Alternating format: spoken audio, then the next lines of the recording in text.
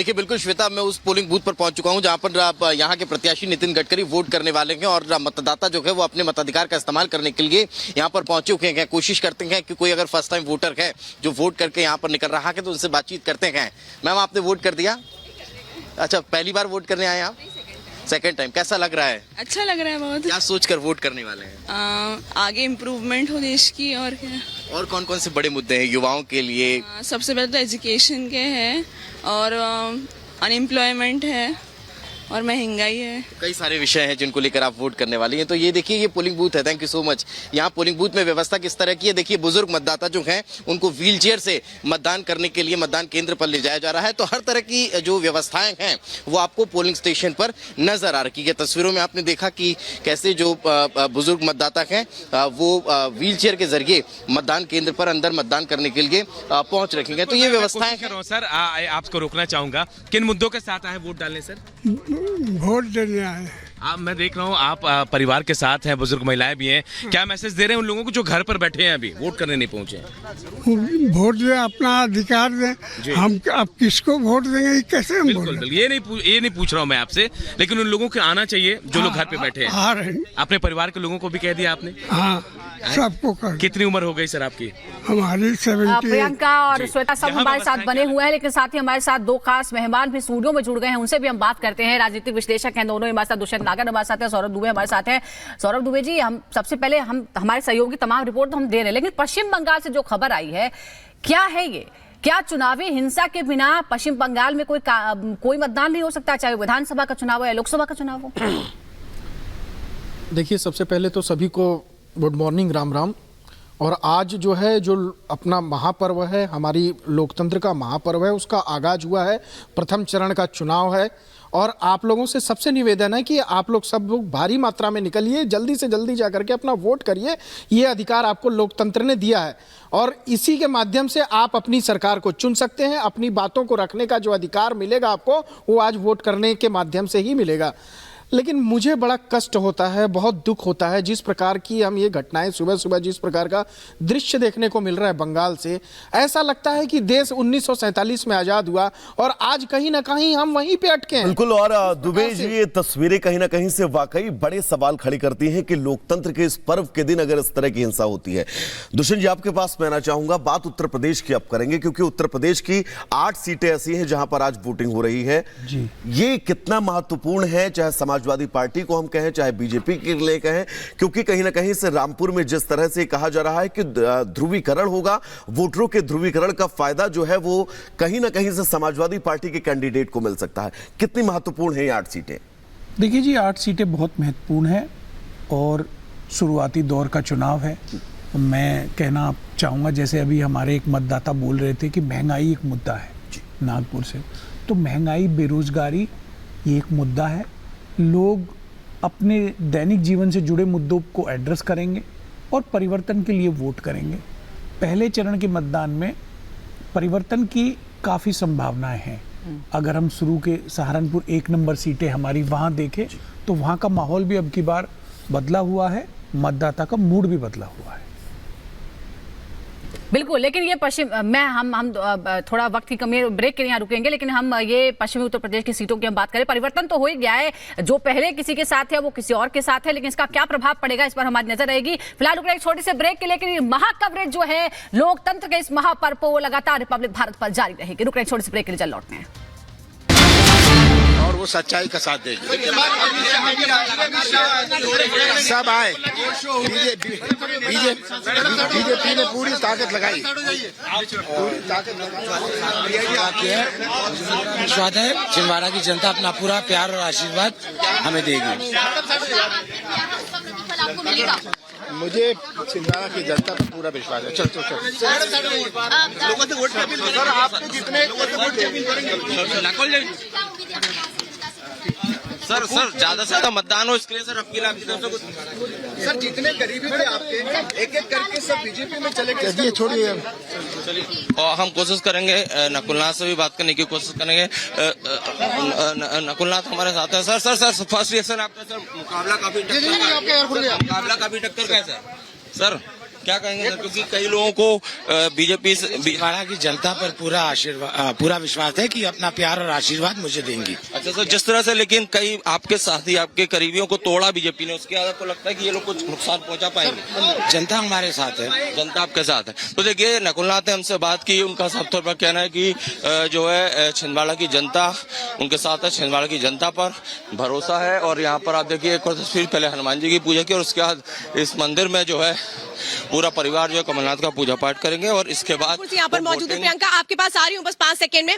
और ये देखिए हमारे साथ जो इस वक्त पूजा पाठ करके महिलाएं घर से निकल चुकी हैं अपने मतदान के लिए, पूजा करके इसके बाद सीधे यहाँ पर आ गए अपने कर्तव्यों को निभाने के लिए। बिल्कुल, और क्या। तो आप आइए, जरा वोट करके आइए, फिर आपसे बात करती हूँ। मैं जरा प्रियंका आपके पास आ रही हूँ, जरा दिखा दीजिए वहां पर जो फर्स्ट टाइम वोटर अगर कोई आपको मिला हो, उनसे बातचीत हो पा रही हो, क्योंकि वहां एक तरह से उत्साह ज्यादा होता है जो पहली बार मतदान करते हैं।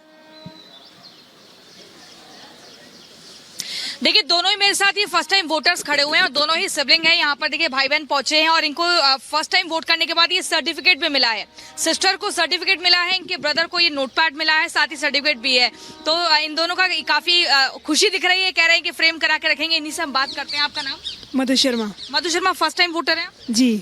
तो ये सर्टिफिकेट आपको मिल गया, इसके बारे में कुछ सोचा था आपने? बहुत कुछ सोचा था कि मैंने आने के बाद, क्योंकि यहाँ पर ना गिफ्ट्स मिल रहे हैं। जो फर्स्ट 50 वोटर्स है, किसी को चॉकलेट मिल रहा है, पेन मिल रहा है, नोटबुक मिल रहा है, ऐसा कुछ सोचा था? ऐसा तो कुछ सोचा नहीं था, लेकिन यहाँ आने के बाद पता चला कि ये गिफ्ट्स भी मिल रहे हैं यहाँ पे। अब आप इसका क्या करोगे? ये सर्टिफिकेट तो आपके लिए बहुत ही इंपॉर्टेंट है। बहुत इंपॉर्टेंट है, मैं इसको फ्रेम में सजा के रखूंगी। अच्छा, किस मुद्दे पर आपने इस बार वोट किया? मुद्दा यही था कि फर्स्ट बार वोट किया था, मुझे पता ही नहीं था इस वोट के बारे में। फिर यहाँ पे देखिए प्रियंका, ये उत्साहित करने के लिए होता है, ये प्रोत्साहन देने के लिए होता है कि अगली बार भी उस तरह से बढ़ चढ़ करके अपनी भागीदारी दर्ज की जाए। दीपेश का भी जरा रुक कर लेती हूँ। दीपेश, प्रियंका ने तस्वीर दिखाई, फर्स्ट टाइम वोटर्स को उत्साहित करने के लिए किस तरह से तमाम चीजें भी दी जा रही है, क्या ऐसी कोई तस्वीरें वहां से भी? देखिए बिल्कुल श्वेता, मैं उस पोलिंग बूथ पर पहुंच चुका हूं जहां पर यहाँ के प्रत्याशी नितिन गडकरी वोट करने वाले हैं और मतदाता जो है वो अपने मताधिकार का इस्तेमाल करने के लिए यहां पर पहुंचे हुए हैं। कोशिश करते हैं कि कोई अगर फर्स्ट टाइम वोटर है जो वोट करके यहां पर निकल रहा है तो उनसे बातचीत करते हैं। मैम, आपने वोट कर दिया? अच्छा, पहली बार वोट करने आए आप?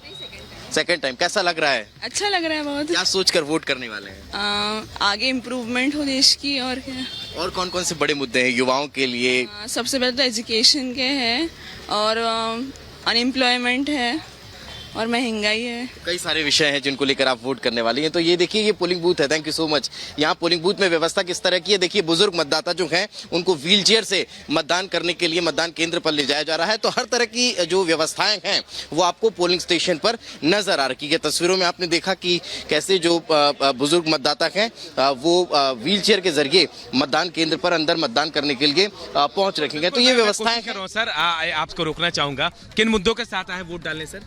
वोट देने आए। मैं देख रहा हूँ आप परिवार के साथ हैं, बुजुर्ग महिलाएं भी हैं। क्या मैसेज दे रहे हैं उन लोगों को जो घर पर बैठे हैं, अभी वोट करने नहीं पहुंचे हैं? वोट दें, अपना अधिकार दें। हम अब किसको वोट देंगे, ये कैसे हम बिल्कुल बिल्कुल, ये नहीं पूछ रहा हूँ मैं आपसे, लेकिन उन लोगों को आना चाहिए जो लोग घर पे बैठे हैं। आ रहे हैं। अपने परिवार के लोगों को भी कह दिया आपने? हाँ, सबको कर। कितनी उम्र हो गई सर आपकी? हमारी 70। प्रियंका और श्वेता सब हमारे साथ बने हुए हैं, लेकिन साथ ही हमारे साथ दो खास मेहमान भी स्टूडियो में जुड़ गए हैं, उनसे भी हम बात करते हैं। राजनीतिक विश्लेषक हैं दोनों हमारे साथ, दुष्यंत नागर हमारे साथ है, सौरभ दुबे हमारे साथ है। सौरभ दुबे जी, हम सबसे पहले हमारे सहयोगी तमाम रिपोर्ट तो हम दे रहे हैं, लेकिन पश्चिम बंगाल से जो खबर आई है, क्या है ये? क्या चुनावी हिंसा के बिना पश्चिम बंगाल में कोई मतदान नहीं हो सकता, चाहे विधानसभा का चुनाव हो या लोकसभा का चुनाव हो? देखिए, सबसे पहले तो सभी को गुड मॉर्निंग, राम राम। और आज जो है जो अपना महापर्व है, हमारी लोकतंत्र का महापर्व है, उसका आगाज हुआ है। प्रथम चरण का चुनाव है और आप लोगों से सबसे निवेदन है कि आप लोग सब लोग भारी मात्रा में निकलिए, जल्दी से जल्दी जा करके अपना वोट करिए। ये अधिकार आपको लोकतंत्र ने दिया है और इसी के माध्यम से आप अपनी सरकार को चुन सकते हैं। अपनी बातों को रखने का जो अधिकार मिलेगा आपको, वो आज वोट करने के माध्यम से ही मिलेगा। लेकिन मुझे बड़ा कष्ट होता है, बहुत दुख होता है, जिस प्रकार की हम ये घटनाएं सुबह सुबह जिस प्रकार का दृश्य देखने को मिल रहा है बंगाल से, ऐसा लगता है कि देश 1947 में आजाद हुआ और आज कहीं ना कहीं हम वहीं पे अटके हैं। बिल्कुल। और दुबे जी, ये तस्वीरें कहीं ना कहीं से वाकई बड़े सवाल खड़े करती हैं कि लोकतंत्र के इस पर्व के दिन अगर इस तरह की हिंसा होती है। दुष्यंत जी, आपके पास मैं आना चाहूंगा। बात उत्तर प्रदेश की अब करेंगे, क्योंकि उत्तर प्रदेश की 8 सीटें ऐसी हैं जहां पर आज वोटिंग हो रही है। जी। ये कितना महत्वपूर्ण है, चाहे समाज समाजवादी पार्टी को हम कहें, चाहे बीजेपी के लिए कहें, क्योंकि कहीं ना कहीं से रामपुर में जिस तरह से कहा जा रहा है कि ध्रुवीकरण होगा, वोटरों के ध्रुवीकरण का फायदा जो है वो कहीं ना कहीं से समाजवादी पार्टी के कैंडिडेट को मिल सकता है। कितनी महत्वपूर्ण है ये 8 सीटें? देखिए जी, 8 सीटें बहुत महत्वपूर्ण है और शुरुआती दौर का चुनाव है। मैं कहना चाहूँगा, जैसे अभी हमारे एक मतदाता बोल रहे थे कि महंगाई एक मुद्दा है नागपुर से, तो महंगाई, बेरोजगारी ये एक मुद्दा है। लोग अपने दैनिक जीवन से जुड़े मुद्दों को एड्रेस करेंगे और परिवर्तन के लिए वोट करेंगे। पहले चरण के मतदान में परिवर्तन की काफ़ी संभावनाएं हैं। अगर हम शुरू के सहारनपुर 1 नंबर सीटें हमारी वहाँ देखें तो वहाँ का माहौल भी अब की बार बदला हुआ है, मतदाता का मूड भी बदला हुआ है। बिल्कुल, लेकिन ये पश्चिम में हम थोड़ा वक्त की कमी, ब्रेक के लिए यहाँ रुकेंगे, लेकिन हम ये पश्चिमी उत्तर प्रदेश की सीटों की हम बात करें। परिवर्तन तो हो ही गया है, जो पहले किसी के साथ है वो किसी और के साथ है, लेकिन इसका क्या प्रभाव पड़ेगा इस पर हमारी नजर रहेगी। फिलहाल रुक रहे एक छोटे से ब्रेक के लिए, लेकिन महाकवरेज जो है लोकतंत्र के इस महापर्व को लगातार रिपब्लिक भारत पर जारी रहेगी। रुक रहे एक छोटे से ब्रेक के लिए, चल लौटते हैं।